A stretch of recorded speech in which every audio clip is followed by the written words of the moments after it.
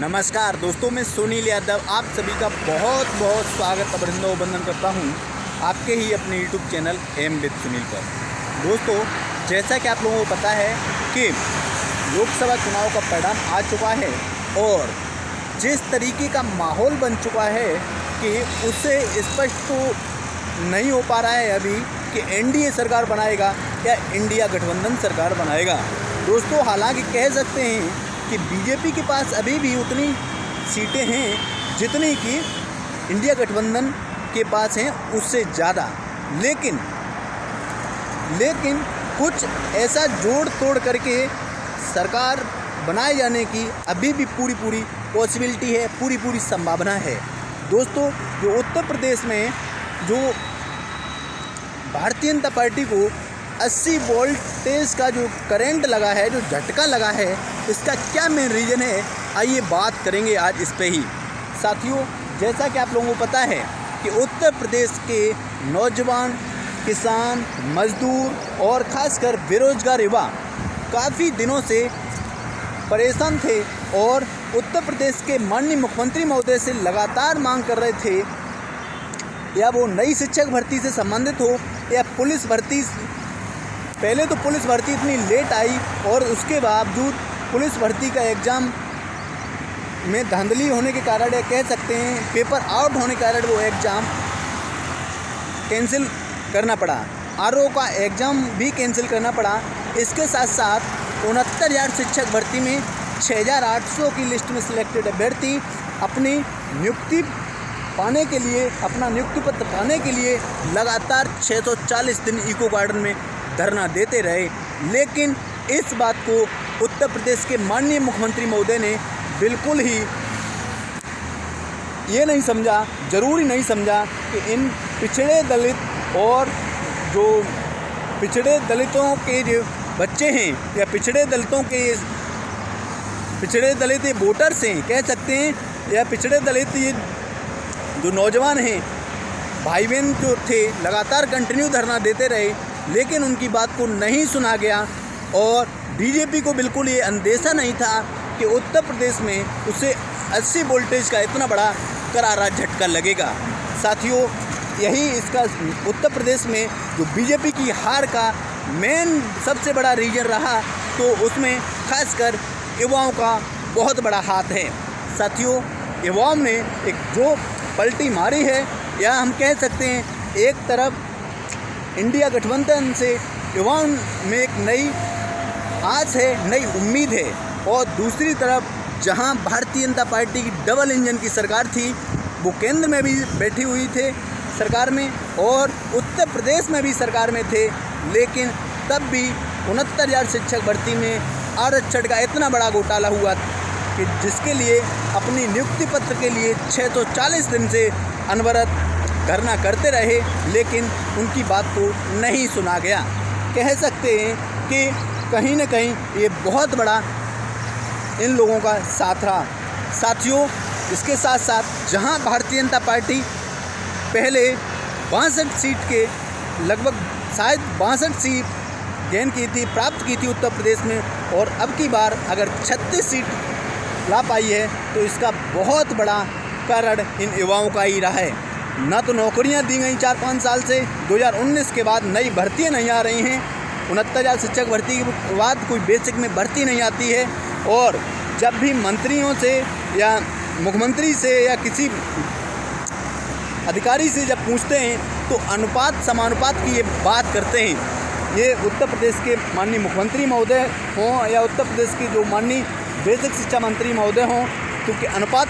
समानुपात की बात करते हैं। तो एक तरफ जहां युवाओं के पास जब मौका लगा युवाओं को, तो युवाओं ने भी वो अनुपात समानुपात वाली बात कर दी और वही 36 और 37 का अनुपात समानुपात कर दिया। साथियों, आपको स्पष्ट होना चाहिए, आपको समझना चाहिए इन बातों को कि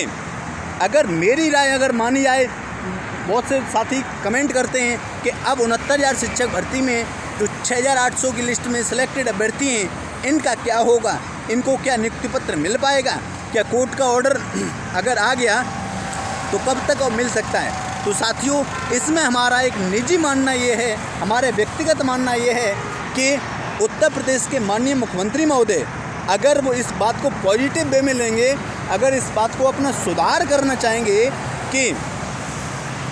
अपनी इस गलती को मानेंगे, जैसा कि कल उत्तर प्रदेश में मंत्री और माननीय केंद्रीय मंत्री अनुप्रिया पटेल जी के जो पति हैं माननीय आशीष पटेल जी ने भी इस बात को एक्सेप्ट किया मीडिया के सामने कि 69,000 शिक्षक भर्ती में जो मुद्दा रहा है जिसको हम सॉल्व नहीं कर पाए, इसका भी बहुत बड़ा कारण है। अगर माननीय मुख्यमंत्री महोदय इस बात को मानेंगे तो कोर्ट का निर्णय जल्द आने के बाद इन लोगों को जल्द नियुक्ति पत्र दे देंगे। अन्यथा की स्थिति में मुझे तो ये लग रहा है शायद ये मुद्दा और ज़्यादा डिले करने की कोशिश करेंगे। साथियों, हालांकि आपको ये बात ख़राब लग सकती है कि इस मुद्दे को और खींचा जा सकता है, इस मुद्दे को और खींचे जाने के भी कई कारण हो सकते हैं। इसमें ये भी हो सकता है कि अब इस मुद्दे को 2027 तक ले जाया जाए, लेकिन अब ये संभावनाएं कम बढ़ रही हैं। अगर जैसे बाय द वे मैं मान लेता हूँ कि भारतीय जनता पार्टी की ही सरकार बन जाती है, अगर भारतीय जनता पार्टी की ही सरकार बन जाती है और कहीं ना कहीं फिर अगर इस मुद्दे को जल्द सॉल्व करने के लिए दिशा निर्देश केंद्र से मिलता है और माननीय मुख्यमंत्री महोदय या उत्तर प्रदेश के जो भारतीय जनता पार्टी के शीर्ष नेतृत्व या उत्तर प्रदेश में जो नेतृत्व है अगर इस बात पर मंथन करेंगे कि कहीं ना कहीं 69,000 शिक्षक भर्ती का मुद्दा इंडिया गठबंधन की सभी रैलियों में गूंजता रहा है और दूसरी तरफ तो इन लोगों को जल्द नियुक्ति पत्र देंगे। साथ ही साथ भारतीय जनता पार्टी की जो ऐसी नीतियां रहीं जैसे अग्निवीर या जो भी संबंधित नीतियां रहीं जिससे युवा खासकर प्रभावित रहे, इसका मेन कारण